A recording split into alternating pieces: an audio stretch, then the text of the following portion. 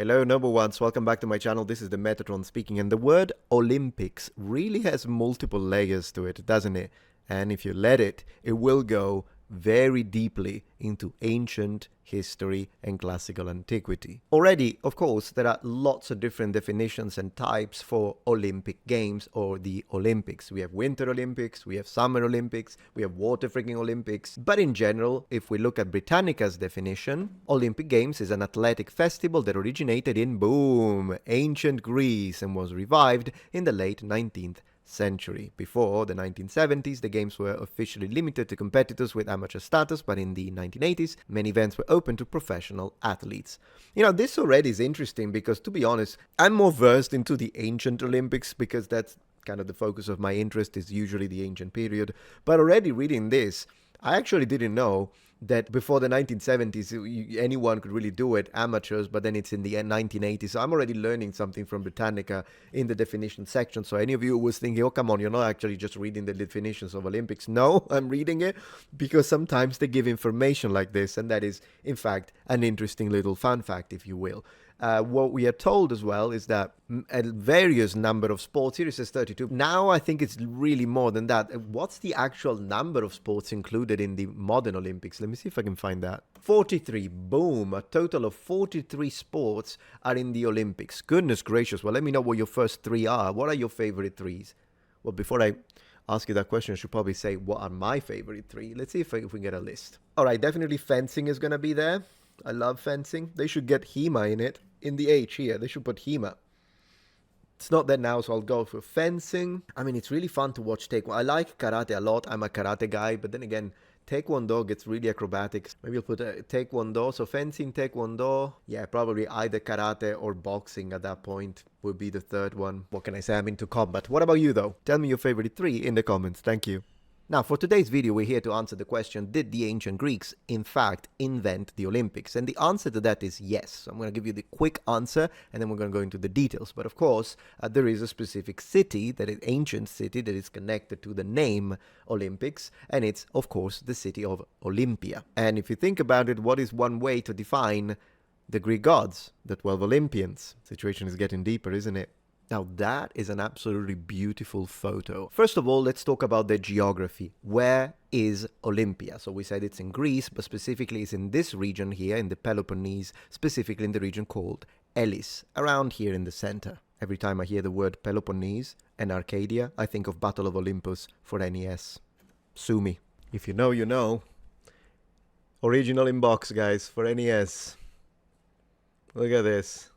The history of ancient Olympia spans over 2 millennia, from prehistoric settlements to Christian abandonment, making it one of Greece's most enduring sacred sites. But generally speaking, when we talk about the Olympic Games era, then we are discussing the Olympic Games that were held in Olympia every 4 years, beginning in 776 BC. The site became a pan-Hellenic center where Greeks from all city-states gathered, creating a temporary sacred truce during the games. A row of 12 treasuries overlooked the Altis from the lowest slopes of the hill of Cronus, erected by Dorian states ranging from Byzantium to Gela in Sicily and Cyrene in northern Africa. Interestingly enough, and less known perhaps, under Roman rule, Olympia continued to flourish. The games persisted, and Roman emperors added their own monuments and restored existing structures. Roman Emperor Caligula, for instance, even attempted to remove the statue of Zeus to replace its head with his own, but was assassinated before this could happen in 41 AD. By Zeus, maybe? Today, Olympia stands as a UNESCO World Heritage Site, and deservingly so, preserving nearly 1,200 years of continuous religious and athletic tradition that shaped Greek civilization and influenced the modern Olympic movement. So, the Greeks did invent the Olympics, but if we have to be technical, the Greeks, of course, didn't invent athletic sports or in general the idea of athletic competitions per se.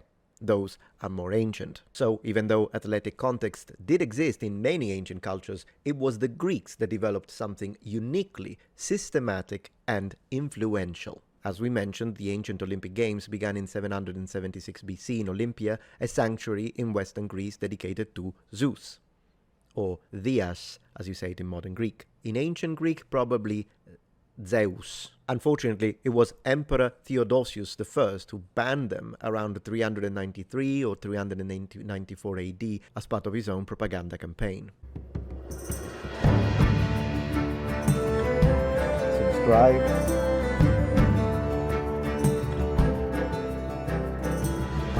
So here are the innovations that defined the Olympic tradition as specifically and uniquely Greek. First of all, regularity. Olympics were held every 4 years without fail, creating the concept of an Olympiad as a unit of time. Next is the concept of sacred truce. In other words, wars were suspended during the games, so athletes could travel safely. A concept we could probably learn a thing or two from. Next is athletic nudity. Competitors performed naked, which was uniquely Greek. Victory rewards. Winners received olive wreaths from the sacred grove of Zeus. And as explained before, pan-Hellenic participation. The Olympics were open to all Greek city-states, fostering unity among often warring communities. There is an interesting read on the matter published by the British Museum titled The Olympic Games in Ancient Greek, Information for Teachers specifically. And among the information that I've already presented as the basis and foundation being 776 BC, it provides other points of information. For example, in ancient Greece, only the wealthy could afford to maintain a chariot and horses. Chariots had been used to carry warriors into battle, and chariot races, along with other sport events, were originally held at the funeral games of heroes, as described in Homer's Iliad. Wealthy citizens and Greek statesmen were anxious to win such a prestigious event. So as you see, this is kind of obvious if you think about it later, but then again, of course, if you win, that's very good for you, for your career, for your city-state, for your name, for your prestige.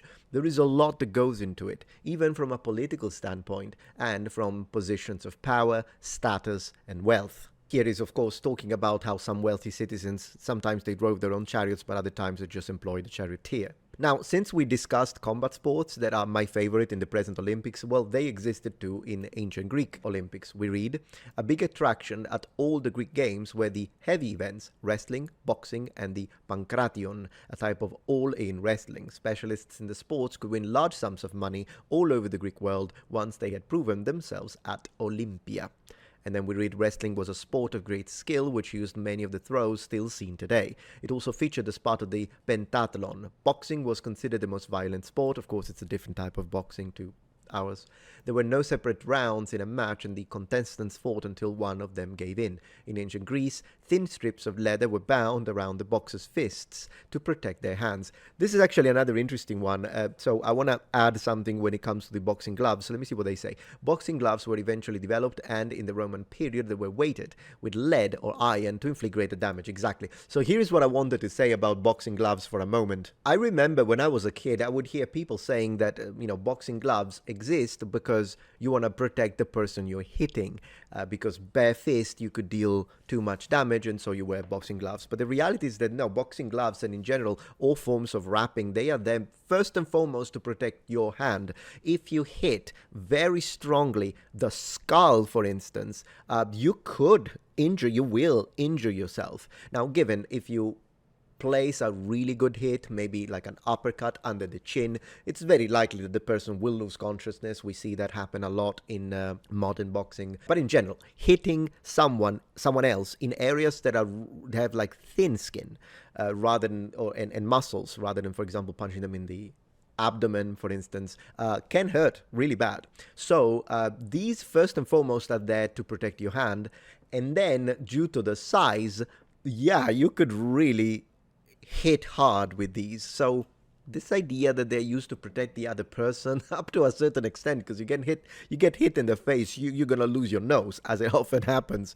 Broken nose is kind of like, is it still? I think it is, to be honest. Ooh, look at these blue ones. Look at the blue ones. Love it. So yeah, they had their own version, if you will. But as you see, and the Romans being the Romans, we're like, yeah, that's not enough. Add a little lead. We want to see some proper massacre in there. With that being said, before you say, oh, look at the Romans or the ancients, they are so brutal, they like violence, shut up, you watch MMA all the time, and it's not like they go light, do they? So, we all do. In general, as a species, we find combat entertaining. Not all of us, and I would say the male population is usually more attracted to combat on average than the female population. That's a fact. But in general, we like it. We like looking at it. We love to be associated with the winners. And that's something, which is why sometimes some people, even in other sports, like football, for example, it's your team, you got to win. And if they lose, some people are like, oh my gosh, no. And then when your team wins, people go nuts, right? And the reason is because that level of associations, in a way, makes you feel like you're partaking in the success and therefore glory of the team / person, athlete, martial artist, whatever it is that you are supporting, because you're wearing the same colors, you're from the same town, or maybe you wear the same kind of sport, you are a supporter, and all that kind of stuff. And it's something we do. We like to associate with victors, and we like to separate ourselves from what we perceive to be losers. This is why sometimes, even on YouTube drama, things like this happen.